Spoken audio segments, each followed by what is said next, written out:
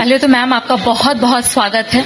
देखिए, बिहार में चुनाव है और हम जरूर राजनीतिक दलों से जुड़ रहे हैं और उनसे प्रतिक्रिया लेने की कोशिश कर रहे हैं, लेकिन अब हम आधी आबादी की भी बात करेंगे, क्योंकि आधी आबादी की जो भागीदारी रहती है वो काफी अहम होती है। जैसे हम युवाओं को देखते हैं वैसे ही महिलाओं को देखते हैं, लेकिन आए दिन महिलाओं के साथ काफी समस्या होती है और आप बहुत ही कह सकते हैं कि लोगों के बीच उसको लेकर जाती हैं। आप पत्रकार भी रही हैं तो आपको बखूबी से पता है कि महिलाओं को कितनी परेशानी होती है।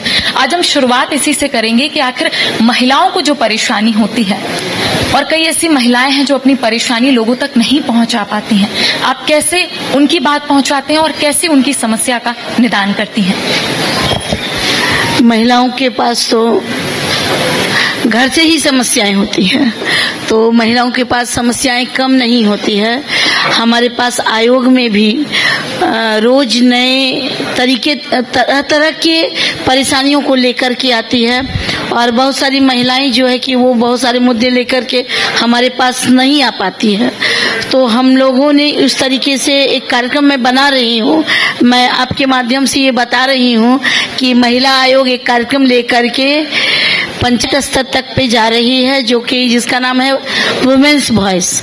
तो उस वुमेन्स वॉइस हम लोग जो है एक मंच देने का काम कर रहे हैं, जो कि महिलाएं अपने दिल की बात बताए, जो कि उसको घर में प्रताड़ित हो रही है, नहीं भी प्रताड़ित हो रही है, बहुत चीज कहना चाहती है।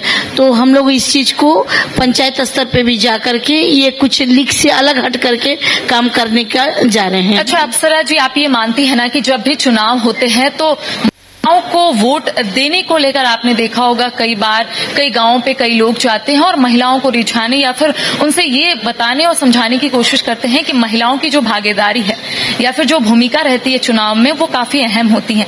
लेकिन आपको नहीं लगता है कि महिलाओं को जो हक और अधिकार मिलना चाहिए वो उन्हें अब तक नहीं मिला? आपने जिस तरीके से कहा कि घर से ही उनकी परेशानी शुरू होती है, लेकिन बाहर भी उनकी परेशानी जो है दुगनी हो जाती है। तो आपको नहीं लगता है वो जब रिझाने या फिर चुनाव आते हैं तो उनसे वोट मांगना बहुत आसान हो जाता है, लेकिन जो वादे महिलाओं से की जाती है उसे निभाने में थोड़ी परेशानी होती है लोगों को भी? देखिए, बहुत चीजें हैं जो कि दिखती कुछ और है और जमीन पर आप जाइएगा तो वो कुछ और होता है।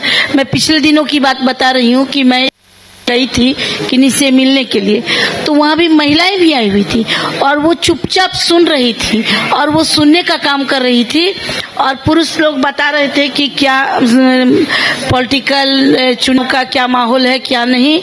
और अंत में महिलाओं ने जो कहा कि जो हमारे लिए जो मेरे हक की बात करेगा उन्हीं को वोट देंगे।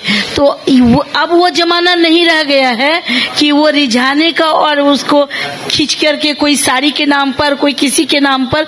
वो जान रही हैं कि महिलाएं अब सजग हो गई हैं कि हमारे लिए कौन अच्छा काम कर रहा है और हमारे हित के लिए कौन काम कर रहा है, और जो हमारे हित के लिए काम कर रहा है हम उसी को वोट देंगे। लेकिन राजनीतिक दलों की तरफ से भी रिझाने की कोशिश की जा रही है। आरजेडी के बड़े बड़े बैनर पोस्टर लगाए हुए हैं और बोला जा रहा है कि मैया बहन योजना जो है उन्हें दी जाएगी, यानी कि एक रिझाने की कोशिश तो है महिलाओं को की जा रही है। वोट जब भी होते हैं, जब भी चुनाव होता है, हर एक वर्ग को रिझाने की कोशिश होती है। महिलाएं ही क्यों, एक आम कार्यकर्ता से लेकर के हर एक उस जगह तक पहुंचने की कोशिश होती है जो कि वोट में तब्दील किया जा सकता है।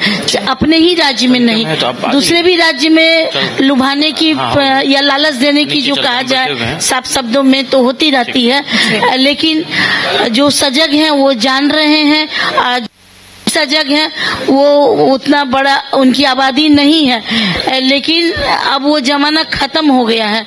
आप लोग भी बहुत तरीके का कार्यक्रम करते, मीडिया भी बहुत सारे काम करती है और वो लोग भी जो है पगडंडियों तक जाती है, तो वो लोग भी समझ रही है कि हम लोगों को यानी ये मिलजुल करके समाज को एक संदेश देने का सबको ही मिलके काम कर रहे हैं कि हम लोगों को सही लोगों को वोट देना है। तो लालच वाली बात अब नहीं रही, अब कोई नया लालच दे रहा है और कोई काम कर रहा है। लालच और काम देने में और करने में यहाँ पे बहुत विकास के काम महिलाओं के लिए बहुत अच्छे सरकारें जो हैं वो कर रही हैं, जो दिख रही है कि सरकारें करती आ रही हैं, जमीनी स्तर पर हो रही है।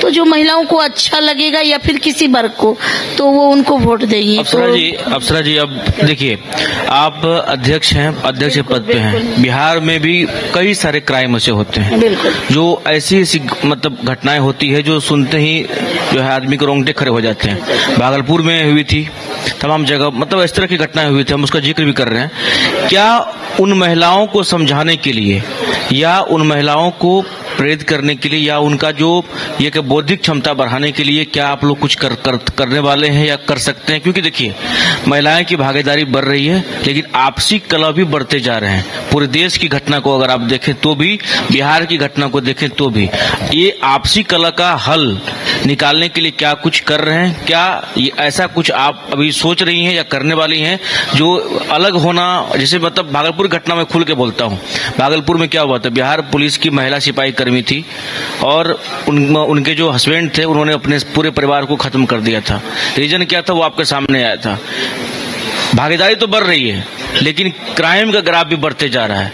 सभी जगह पुरुष दोषी नहीं है, कुछ जगह है जो जहां पर लोग आपसी आपा खो देते हैं और गलत कदम उठाते हैं। उसके लिए क्या प्लान है? देखिए, जहाँ तक अपराध की बात है, अपराध के लिए जो भी सजा है, चाहे वो पुरुष हो चाहे स्त्री, अपराध के लिए जो सजा जिसके लिए मुकर्रर होगा तो वो तो मिलेगा ही।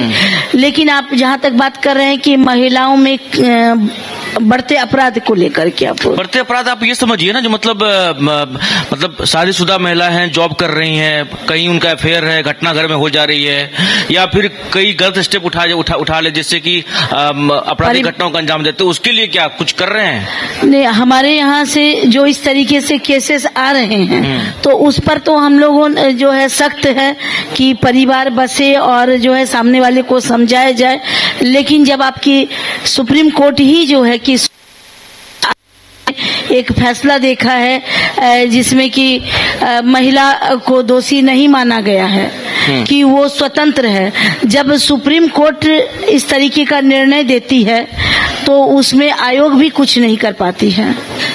लेकिन एक आखिरी सवाल रहेगा मेरी तरफ से। बात ऐसा है कि महिलाओं की समस्या बहुत जगह चली जाती है और बहुत सारी ऐसी समस्या है जो आप तक ही रह जाती होगी, ताकि महिलाएं जो है कई बार ऐसे होते हैं कि कंप्लेंट फाइल करती हैं लेकिन कंप्लेंट वापस ले लिया जाता है या फिर उनके ऊपर दबाव डाला जाता है।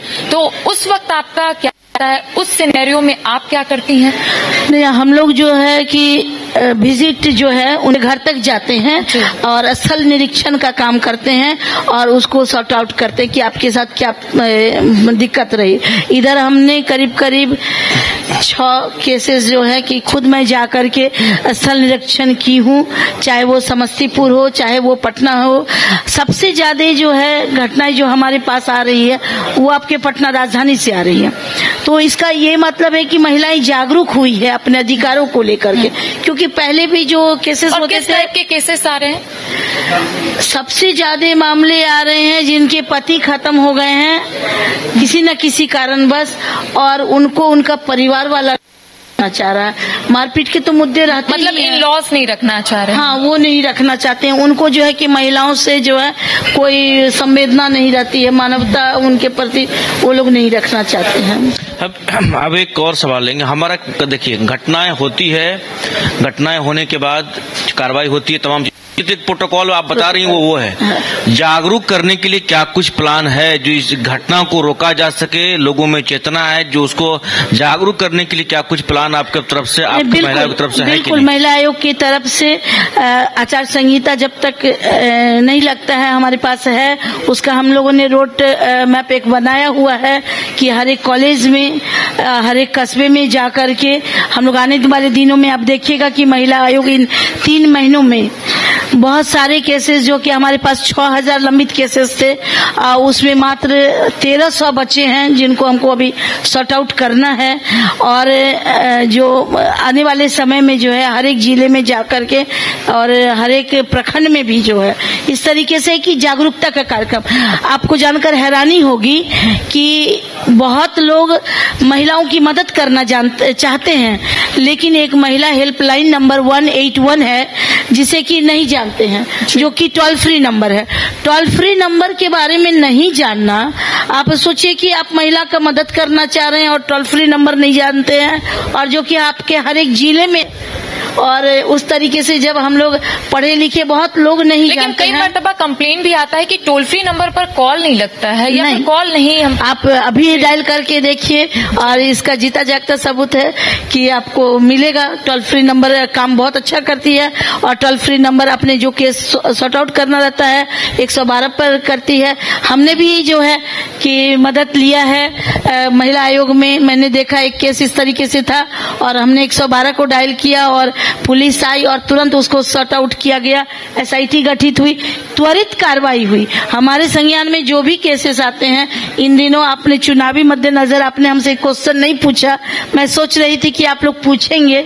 एक दरभंगा वाला जो हुआ कि आप शब्द कहा गया, तो हम लोग निर्वाचन आयोग के पास भी इस तरीके से जो है कि पत्र लिखने वाले हैं और जाने वाली हूँ कि आने वाले समय में महिलाओं को मुद्दा न बनाए, महिलाओं के ऊपर कटाक्ष न करे। दरभंगा जिलाधिकारी को भी हमने पत्र लिखा है कि जो प्रधानमंत्री की मां के ऊपर में जो उन्होंने अपशब्द मंच से कहा गया है, उनको भी हमने स्वतः लिया था।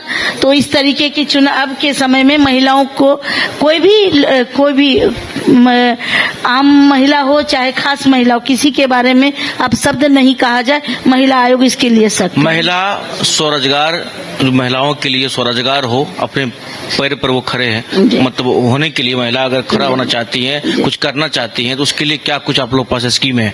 कुछ स्कीम आपके द्वारा, आयोग के द्वारा नहीं, कुछ है? आयोग के द्वारा स्कीम नहीं है, लेकिन आयोग जो है कि उनके पोषण के बारे में, उनको स्वस्थ रखने के बारे में इस तरीके की बहुत सारी योजनाएं हैं कि पहले महिलाएं जो है कि खुद के पोषण पर ध्यान दे। उनका हीमोग्लोबिन कम रहता है, उनको एनीमिया की समस्या रहती है, बहुत तरीके के है कि वो आप देखिएगा कि हर एक घर में जब भी खाना पकता है ना, तो अंतिम में अगर नहीं बचता है तो वो अपने लिए नहीं बनाती है।